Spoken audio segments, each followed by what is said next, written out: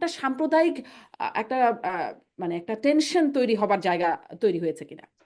আচ্ছা, প্রথম কথা আমি ছোট ছোট করে বলি। এক নম্বর, আমার মনে হয় না যে এইটার মধ্য দিয়ে থামানো গেল, এবং এইটা থামানোর জন্য যদি আপনি থামানো বিবেচক, এবার আইনের বাদ দিয়ে আমরা কিন্তু থামানোর জায়গায় চলে আসছি, তাহলে অন্য পথ অবলম্বন করাটাই সঙ্গত হতো।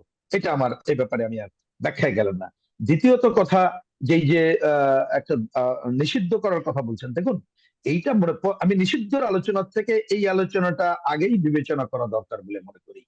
যে কোনো মৌলবাদী শব্দটা যদি বলেন, এই যে সাম্প্রদায়িক বা ধর্মভিত্তিক মৌলবাদী যাদেরকে বলি, সে যে ধর্মই করুক না কেন, তাদের ফলাফল যে ভালো হয় না, এইটা তো বুঝতে আমার মনে হয় যে কারোর অসুবিধা হওয়ার কথা না। তাহলে রাজনীতিবিদ হিসাবে প্রথমে আমাদের বিবেচনা করা উচিত এ ধরনের কি বলবো, যে মৌলবাদী সংগঠন তারা যাতে মানে কি বলবো, যে কার্যক্রম পরিচালনা না করতে পারে, তার জন্য আমার ওভারঅল আইনগত ভাবে আসতে হবে যে ধর্মকে রাজনীতির হাতিয়ার হিসাবে বা রাজনৈতিক অঙ্গনে বা কোনো এই ধরনের কাজে ব্যবহার করা যাবে না।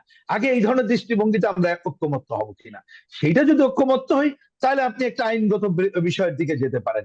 কিন্তু সেটা কোথাও আইনগত করবেন, কোথাও আইনগত করবেন না, কিসের প্রেক্ষিতে করবেন, এইগুলো বিবেচনা করেই সিদ্ধান্ত নেওয়া উচিত। এই বিষয়টি সম্পর্কে আমরা যেহেতু দলীয়ভাবে কোনো আলোচনা করিনি, আর আমাদের কাছে পর্যাপ্ত এই যে সাম্প্রতিককালের ঘটনা রিসপন্স সম্পর্কে যদি বলেন, আমাদের দিক থেকে কোনো পজিটিভ অ্যাটিটিউড না, যেমন অন্যান্য এ ধরনের আরো মৌলবাদী সংগঠন সম্পর্কে আমাদের কোনো পজিটিভ অ্যাটিটিউড না।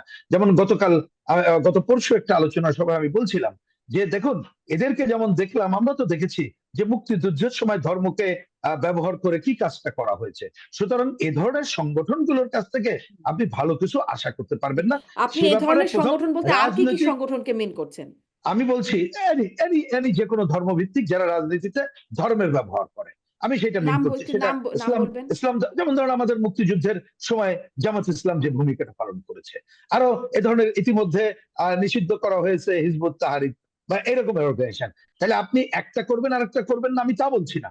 আমি বলছি যে আগে, নিষিদ্ধের আগে এ ব্যাপারে একটা আমাদের রাজনৈতিক ঐক্যমত্য হওয়াটা কিন্তু খুব জরুরি কর্তব্য। সেইটা যদি না করেন, তাহলে শুধু নিষিদ্ধ দিয়ে, এবার আমি একটা জেনারেলাইজ করে বলছি, শুধু নিষিদ্ধ দিয়ে যে কোনো ভালো ফল বা শুভ ফল যে কারণে আমরা করতে চাই, সেটা যে হয় না, সেটা কিন্তু আমাদের নিকট অতীতেই এটা প্রমাণিত হয়েছে। এখন কিন্তু আমাদের প্রমাণ হচ্ছে কিছু কিছু ঘটনায়, শব্দটা কেমন হবে জানি না, হাড়ে হাড়েও কিন্তু আমরা টের পাচ্ছি। সুতরাং আমি সবচেয়ে বেশি এ ব্যাপারে রাজনৈতিক ঐক্যমত্যের ব্যাপারে জোর দেওয়ার পক্ষে।